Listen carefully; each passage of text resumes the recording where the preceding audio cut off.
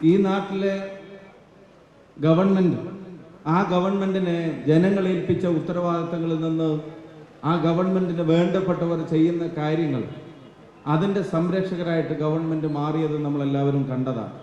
ഇപ്പം ശബരിമല ഇഷ്യൂ മാത്രം നിങ്ങൾ എടുക്കുക. ഞങ്ങൾ വരുമ്പോൾ അബുക്ക അതിനെ സംബന്ധിച്ചാണ് പറഞ്ഞുകൊണ്ടിരുന്നത്.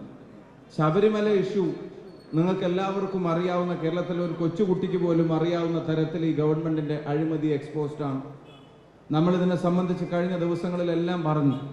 അതിൻ്റെ രത്ന ചുരുക്കം, ഈ വോട്ടെടുപ്പ് അത് കഴിഞ്ഞ് വോട്ടെണ്ണൽ കഴിയുമ്പോൾ ഭരണത്തിലിരിക്കുന്നവർക്ക് മനസ്സിലാവേണ്ട ഏറ്റവും പ്രധാനപ്പെട്ട ഒരു സന്ദേശം, ദേവസ്വം ബോർഡ് എന്ന് പറയുന്നത് അമ്പലത്തിന്റെയും അയ്യന്റെയും സ്വത്തിനെ കാക്കാനുള്ളതാണ്, കക്കാനുള്ളതല്ല എന്നുള്ളത് അവർ തിരിച്ചറിയുന്ന ഒരു തെരഞ്ഞെടുപ്പായിട്ട് ഇതിനെ മാറണം എന്ന് മാത്രമല്ല, CPIM ഇപ്പൊ കേരളത്തിന്റെ മുഖ്യമന്ത്രി ഉൾപ്പെടെയുള്ള ആളുകൾ ഇതുവരെ പ്രതികരിച്ചിട്ടില്ല.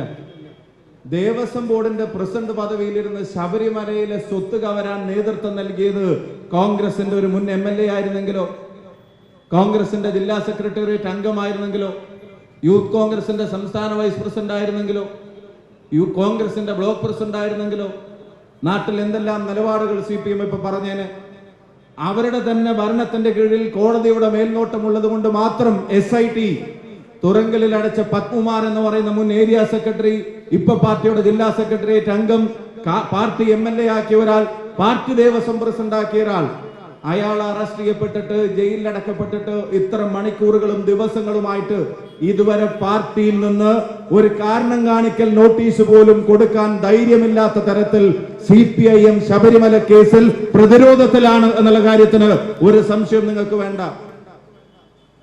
അങ്ങനെ പ്രതിരോധത്തിലല്ലായിരുന്നുവെങ്കിൽ ഇത്ര ഗുരുതരമായ ഒരു അഴിമതി കേരളത്തിന്റെ മണ്ണിൽ നടന്നിട്ട് അതിൽ ഉൾപ്പെട്ട ഒരു പാർട്ടി പ്രവർത്തകൻ ജയിലിലടക്കപ്പെട്ടിട്ട്, പാർട്ടിയുടെ നേതാവ് ജയിലിലടക്കപ്പെട്ടിട്ട്, പാർട്ടിയുടെ പദവിയിൽ നിന്ന് പോലും നീക്കം ചെയ്യാൻ, പാർട്ടിയിൽ നിന്ന് സസ്പെൻഡ് ചെയ്യാൻ അവർ തയ്യാറാവാത്തതിന്റെ കാരണം അകപ്പെട്ടിരിക്കുന്നവർ പുറത്തുള്ളവരുടെ പേര് പറയുമോ എന്നുള്ള ഭയം കൊണ്ടാണ് എന്നുള്ള കാര്യത്തിന് ആർക്കെങ്കിലും സംശയമുണ്ടോ?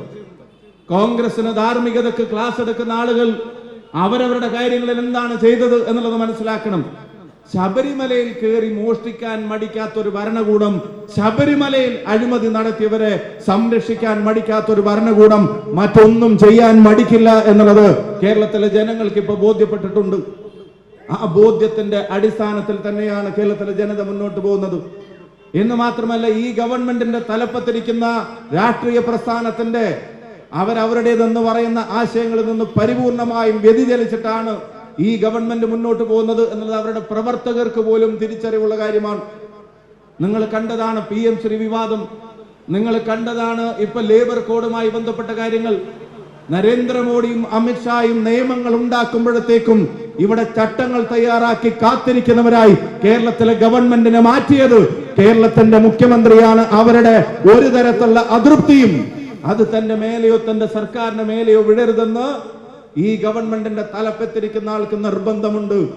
മോഡിയുടെ തൃപ്തിയേക്കാൾ വലുതല്ല CPIയുടെ അതൃപ്തി, അല്ലെങ്കിൽ ബിനോയ് വിശ്വത്തിന്റെ അതൃപ്തി, അല്ലെങ്കിൽ D രാജയുടെ അതൃപ്തി, അല്ലെങ്കിൽ ആനി രാജയുടെ അതൃപ്തി, അല്ലെങ്കിൽ AYF ഉൾപ്പെടെയുള്ള ആളുകളുടെ അതൃപ്തി, അതുമല്ലെങ്കിൽ സ്വന്തം മന്ത്രിസഭയിലെ 4 അംഗങ്ങളുടെ, CPIക്കാരായ 4 അംഗങ്ങളുടെ അതൃപ്തി, അതിനേക്കാൾ ഇദ്ദേഹത്തിന് പ്രധാനമന്ത്രിയുടെ തൃപ്തിയാണ് എന്നുള്ളത് കഴിഞ്ഞ എല്ലാ കാര്യങ്ങളിലും കണ്ടു. ചുരുക്കി പറഞ്ഞാൽ അവരുടെ പോളിറ്റ് ബ്യൂറോയുടെ തലപ്പത്ത് നിങ്ങൾ വിചാരിക്കുന്നത് പോലെ MA ബേബി അല്ല, ഭരണ നേതൃത്വത്തിന്റെ പോളിറ്റ് ബ്യൂറോയുടെ തലപ്പത്ത് നരേന്ദ്രമോദിയാണ് എന്ന് തെളിയിക്കുന്ന സംഭവവികാസങ്ങളാണ് കേരളത്തിലെ രാഷ്ട്രീയത്തിൽ ഉണ്ടായിക്കൊണ്ടേയിരിക്കുന്നത്. എല്ലാ കാര്യങ്ങളിലും നിലപാടതാ. ഇപ്പതാ ഇവിടെ പ്രകടനമൊക്കെ നടത്തുന്ന ആളുകൾ ജനാധിപത്യ അവകാശമാണ്, പ്രകടനം നടത്തട്ടെ.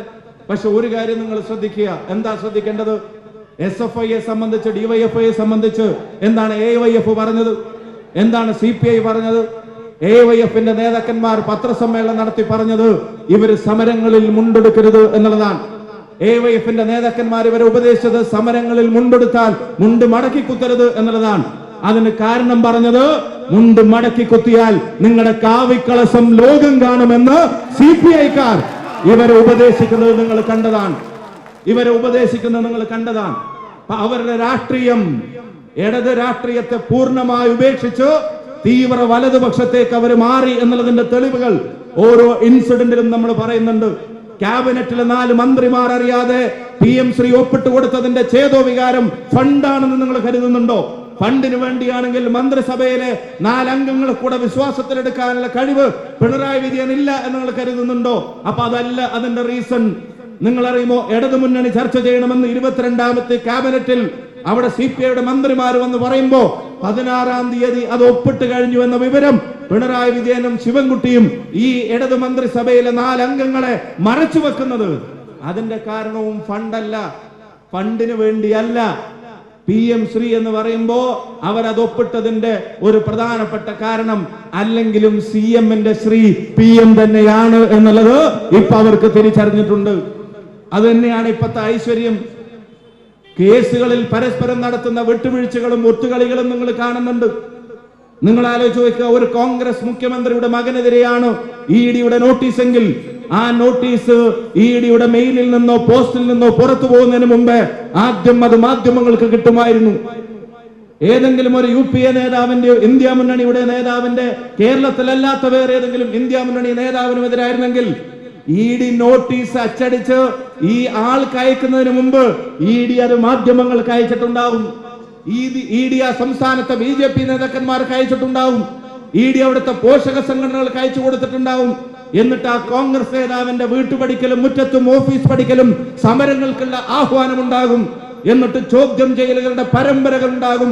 5 ദിവസം കൊണ്ട് 52 മണിക്കൂർ രാഹുൽ ഗാന്ധിയെ ചോദ്യം ചെയ്യാൻ, വേട്ടയാടാൻ ശ്രമിച്ച ED, രോഗബാധിതയാണെന്ന് അറിഞ്ഞിട്ടും സോണിയാഗാന്ധിയെ വേട്ടയാടാൻ ശ്രമിച്ച ED, അതേ ED തന്നെയാണ് കേരളത്തിന്റെ മുഖ്യമന്ത്രിയുടെ മകന് നോട്ടീസ് അയച്ചിട്ട് ആ നോട്ടീസിന്റെ ഒരു പകർപ്പ് ഒരു ഈച്ച പോലും കാണരുത് എന്ന ആഗ്രഹത്തോടെ അത് പരമ രഹസ്യമാക്കി വെച്ച BJPയുടെ CPMനോടുള്ള ആ കരുതലുണ്ടല്ലോ, ആ കരുതലിനുള്ള തിരിച്ചടിയാണ് ഈ തെരഞ്ഞെടുപ്പെന്ന് അത് പ്രഖ്യാപിക്കാൻ കേരളത്തിലെ ജനങ്ങൾ തയ്യാറായി നിൽക്കുന്നു. ഒരു സംശയവും വേണ്ട.